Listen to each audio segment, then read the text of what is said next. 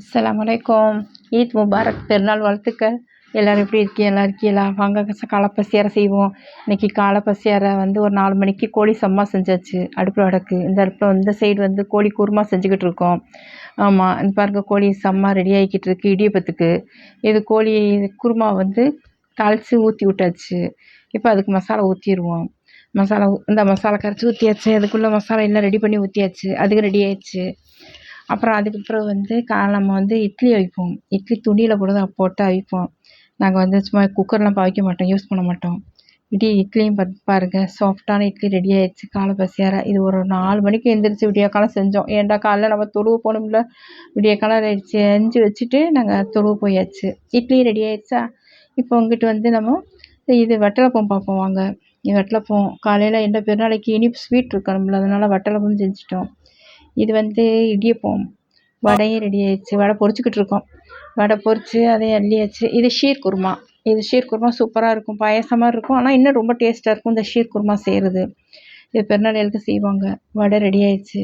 இப்போ நம்ம பிள்ளைகளுக்கு எல்லோரும் வந்துடுவாங்க. சாப்பாடு வச்சுக்கிட்டு இருக்கோம். பசியாரை எல்லோரும் வந்துட்டா. பேரம்பேத்தி மருமைங்க மகக்கா எல்லோரும் வந்துட்டா. எல்லோருமே உட்காந்து காலை பசியாரை சாப்பிட்டுக்கிட்டு இருக்கோம். ஆமாம், நீங்களெல்லாம் எப்படி இருக்கீங்கன்னு சொல்லுங்கள். இன்ஷா அல்லாஹ். எப்படி பசியார் நீ என்னென்ன செஞ்சீங்கன்னு கமெண்ட் பண்ணுங்கள். இன்ஷா அல்லாஹ். நம்ம சேனலை மறக்காமல் ஃபாலோ பண்ணுங்கள். ஃபாலோ பண்ணுங்கள். இன்ஷா அல்லாஹ் சப்போர்ட் பண்ணுங்கள். இன்ஷா அல்லாஹ். ஆமாம், இது வந்து ஜீரா சம்பா பிரியாணி மட்டனில் செஞ்சோம்.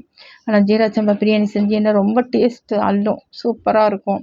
சாப்பிட்றதுக்கு வந்து வாயில் வைக்கிறது தெரியாது, அந்த அளவுக்கு இருக்கும். நம்ம அந்த இறைச்சி பிரியாணி சரிக்கு சரி நெய் ஊற்றினோம்னா அப்படித்தான் இருக்கும். அந்த பிரியாணி சொல்லவே வேண்டியதில்லை டேஸ்ட்டுக்கு.